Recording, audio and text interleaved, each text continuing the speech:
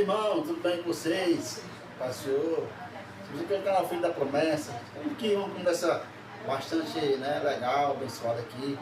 Se você que é inscrito, né, você que já acompanha a gente desde o começo, Deus abençoe. Tá com uma dúvida aqui, eu conversando aqui com meus irmãos aqui, nós estávamos conversando aqui nos bastidores. É uma coisa bem bastante legal aqui. Quero aqui, vou perguntar logo aqui, meu irmão, vocês já conhecem, nosso irmão Diácono Alex. Estou com uma dúvida aqui, essas igrejas primitivas, antigamente, tem muita diferença a igreja primitiva para a igreja de hoje, assim? Isso é uma discussão dos pastores mais ortodoxos, né? Dos mais conservadores. Eles costumam sempre colocar como se fosse uma balança. A nossa igreja do século é uma questão onde gera muita polêmica, principalmente com os pastores mais conservadores, mais tradicionais, não é? Com aqueles irmãos que são mais ortodoxos. Eles gostam sempre de colocar em uma balança a nossa igreja do século XXI e a igreja primitiva, principalmente, sobretudo, a de Atos 2, descrita ali no capítulo 2 de Atos. E ali a gente vai ver, é claro, bastantes diferenças. Porém, temos que ter a consciência, Cícero, que não foram só flores. Não. Claro que não. Temos que ter a consciência que assim como a nossa igreja hoje tem problemas, a igreja primitiva também teve os seus. Não se esqueça que é na igreja primitiva que as heresias iniciam, principalmente com a morte dos apóstolos.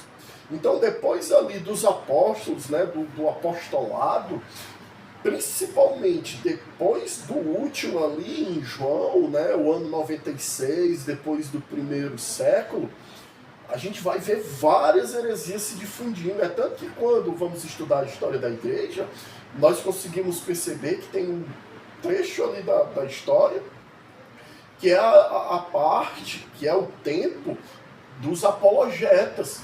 Ou seja, foram homens estudados, qualificados, que se comprometeram em entender as Escrituras e defender a fé de maneira sólida, de maneira prática, para que essas heresias, né, pelagianos, arianos e tantos outros estavam sufocando os verdadeiros crentes. O próprio Paulo tinha problema com as igrejas, igrejas, né? Paulo tinha esse problema com os judaizantes. Então, não foram só flores o tempo da igreja primitiva. É claro, eles estão dentro de um contexto diferenciado. Por quê? Porque tinham os apóstolos, homens comissionados pelo próprio Deus, né, o Senhor Jesus, que aprenderam aos pés dele, aprenderam com ele, foram capacitados por ele, e é claro, isso hoje não existe, nem de perto. Se você pega um mestre hoje, e temos muitos, né? Augusto Nicodemos, Hernando Dias Lopes, não é? Temos o Fraga, Juliano Fraga, na minha opinião, mestre, e tantos outros, César Cavalcante, tanto do lado, o Paulo Júnior, o Gran Conato. Então são grandes pastores, são grandes líderes, mestres, literalmente, mas não se comparam, não chegam perto do colégio apostólico, do que foram os apóstolos. Então, cada um na sua época teve seus erros gritantes, grotescos, assustadores, não é? Mas a igreja continua tendo seu valor. Cristo falando sobre a igreja, e aqui não existe separação do que foi o começo, a igreja que a gente conhece como primitiva, e da igreja hoje. O que Cristo diz? Sou eu que preparo minha igreja, e as portas do inferno não a suportarão. Então, a igreja, sendo a de Atos 2, lá do primeiro século, sendo a nossa, é um organismo vivo, gerado e preparada por Deus. Mas tu não acha assim que hoje está muito fácil, assim, a questão de... Para nós deve... Diferente de antigamente, assim, para hoje, eu acho que está... Sabe qual é a diferença? Sabe qual é na minha visão, existem 3 principais diferenças. A primeira delas é o espírito de generosidade. Quando a gente vai ver Atos 2, a gente está lendo ali, tem uma palavra ali que se chama koinonia no grego. Koinonia é a comunhão, certo? Quando a gente vai ver o que foi que a igreja de Atos foi, ela era tão desprendida que ela vendia suas posses, o que ela arrecadava com aquilo, os valores, o que ela fazia? Era o repartir do pão. Todos usufruíam da mesma porção igualmente. Então eles eram desprendidos. Então koinonia é não apenas a reunião, não apenas a comunhão dos santos, mas a generosidade de uns para com outros. 2, a gente vê o agir do Espírito Santo de tamanha forma, de tamanha natureza, nas missões. Você percebe que Atos 2 também vai dizer, e o Senhor preparava e capacitava, e eles entregavam os santos na mão da igreja. Havia uma necessidade de que os apóstolos se dedicassem à oração e à leitura da palavra, e comissionou homens, Senhor do Espírito Santo, para cuidar do resto, da organização da igreja. Por quê? Porque a igreja só crescia, certo? E no crescimento dessa igreja, por exemplo, nós vemos hoje igrejas com 12 mil membros. Né? A nossa Canaã aqui, do pastor Gessé Góes, que é um médico também, aqui em Fortaleza, tem espaço para 12 mil pessoas sentadas. Então, é uma igreja séria, é uma igreja cheia de Deus, um homem cheio de Deus, na pessoa do pastor Gessé Góes.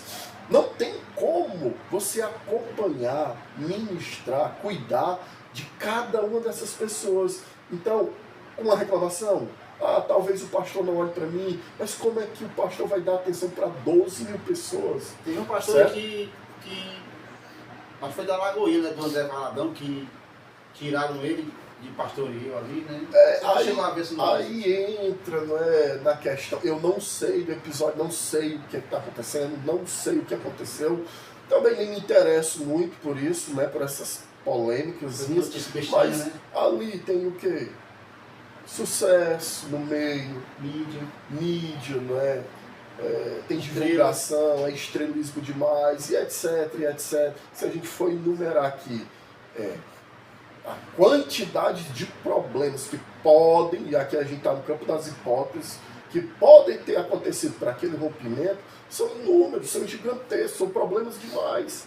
Né? E isso acontece por quê? Porque foi que os apóstolos foram separando o homem cheio do Espírito Santo, foi comissionando, foi aumentando o colégio apostólico, para que tivesse como dar conta daquele povo. E por fim, a terceira, né? Primeiro, a koinonia, a reunião dos santos, a generosidade. 2, as missões que causaram novas conversões e etc. E o mais importante de todos, o derramar do Espírito Santo, por conta da dedicação daqueles que ali estavam na época. Então, hoje, nós não temos tanto poder, nós não temos um povo tão generoso, não é? Se você oferta, se você dizima, mas é pensando no benefício que possivelmente você vai receber. Tipo investimento, né? Tipo investimento, pronto. Vou dar para receber amanhã. Então, você não tem aquela mesma generosidade, você não tem aquele mesmo empenho, aquela mesma dedicação, e por conta disso o Espírito não se manifesta com o mesmo poder. Mas isso não tira, eu quero deixar isso claro, isso não tira o que Jesus tem com a sua igreja. Ele disse que a igreja está sendo preparada por ele e a igreja é dele. E essa igreja que está sendo preparada por ele, as portas do inferno não serão capazes de resistir-la. Isso quer dizer só uma coisa, irmão Cícero. Que crente não precisa ter medo do inferno e nem de demônios. De maneira nenhuma. É eles que se preocupam com o crente. Porque você está cheio do Espírito Santo, do Deus Espírito. Jesus disse que uma vez que se a casa estiver vazia, o inimigo volta lá e volta de 7 Mas dias. é se estiver vazia. Enquanto estiver cheio, nem perto. Oh, glória a Deus. Tem espectador aí que é pastor, que está assistindo esse vídeo aqui agora. Você que é pastor, tem uma igreja, ou vai começar alguma igreja aí, ou já está em uma base, tem alguns membros, ou já é grande. Você que assiste. Nosso irmão aqui, nosso irmão Diácono, vai dar uma dica para vocês aí. E escute com atenção as dicas que ele vai dizer para você que está pastoreando aí. Tem alguma dica para dar aí? É, a principal de todas. Então, não abra mão da presença. meu Deus. Isaías 55, a partir do 6, diz: busque a Ele de forma incansável até achá-lo. Procure enquanto Ele está próximo. Rejeite o seu pecado. Abandone o homem mau, seus caminhos. E dessa forma você será próspero, não em riqueza, mas você será próspero na missão que foi lhe dada, que te foi comissionada. Você será rico, porque estarás acumulando tesouros no céu. Você estará agradando a Deus. Caminhe em comunhão com o Pai, e Ele estará sempre com vós. A dica tá aí. Até a próxima, irmãos.